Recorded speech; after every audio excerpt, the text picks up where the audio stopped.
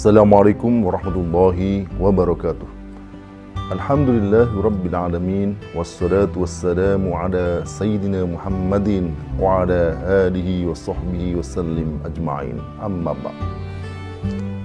Saudara-saudara yang dirahmati Allah Subhanahu wa taala. Islam adalah din, adalah agama yang Allah turunkan kepada manusia untuk mengatur seluruh aspek kehidupan mereka. Tidak ada satupun perkara yang ditinggalkan oleh Islam, kecuali Islam menjelaskan status hukum perkara tersebut. Dan yang pasti, aturan Islam untuk manusia itu bukan untuk menyengsarakan manusia. Ma anzalna 'alaikal Qur'ana litashqa. Tidaklah kami turunkan Al-Quran itu kepadamu litashqa, untuk menyusahkan kalian, untuk membuat kalian menderita. Allah SWT dalam surah Al-Anbiya ayat 107 berfirman, "Wa ma arsalnaka illa rahmatan lil alamin." Tidaklah kami mengutus kamu kecuali sebagai rahmat bagi seluruh alam. Ayat ini memberitakan kepada kita bahwa Rasulullah SAW sebagai Rasul diutus oleh Allah SWT dengan membawa risalah. Dan risalah tersebut tatkala diamalkan, tatkala diterapkan, akan menghasilkan rahmah.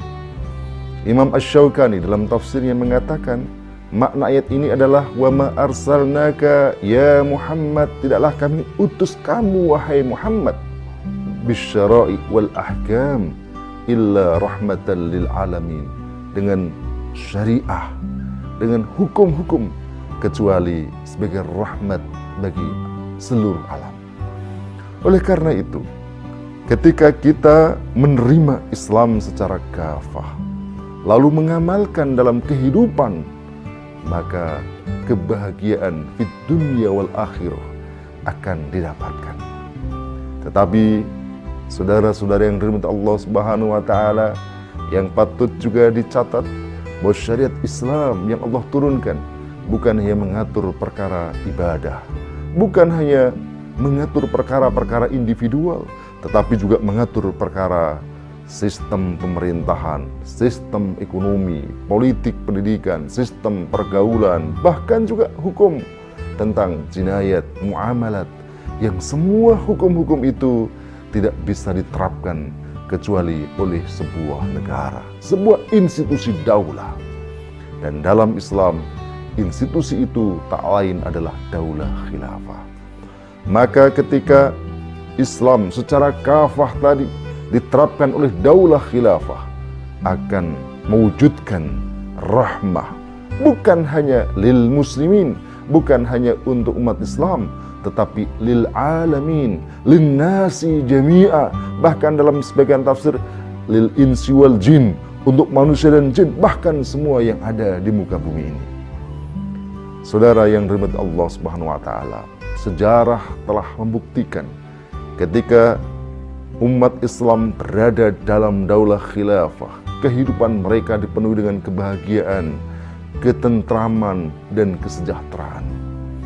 Di dalam sejarah dicatat, pada masa Sayyidina Umar menjadi khalifah, pada saat itu Mu'ad bin Jabal menjadi gubernur di Yaman. Dan pada setiap tahun ketika Mu'ad bin Jabal memungut zakat, lalu kemudian tidak dikembalikan kepada mereka-mereka yang miskin, ternyata zakat itu masih sisa. Lalu kemudian sepertiga dibawa pada Sayyidina Umar, dan beliau katakan, kembalikan itu.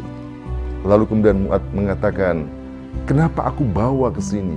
Karena aku di sana tidak menjumpai orang-orang miskin. Demikian beberapa tahun. Artinya pada saat itu tidak ditemukan orang-orang miskin yang berhak menerima zakat. Mana negara yang sekarang seperti itu? Demikianlah yang terjadi pada saat itu. Kemakmuran, kesejahteraan bisa diwujudkan ketika Islam diterapkan secara kafah. Dan pemirsa yang dirahmati Allah Subhanahu wa taala, rahmat Islam justru yang lebih penting bukan hanya fit dunya.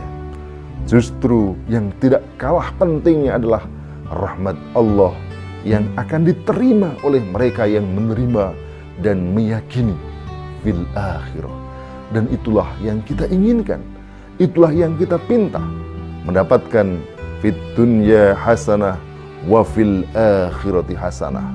Dan untuk yang kedua ini tak mungkin bisa didapatkan kecuali mengimani, mengamalkan secara kafah seluruh syariah. Dan ini lagi-lagi tak mungkin kita bisa menjalankannya, tak mungkin kita bisa menerapkan kecuali dengan tegaknya daulah khilafah yang menerapkan Islam secara kafah.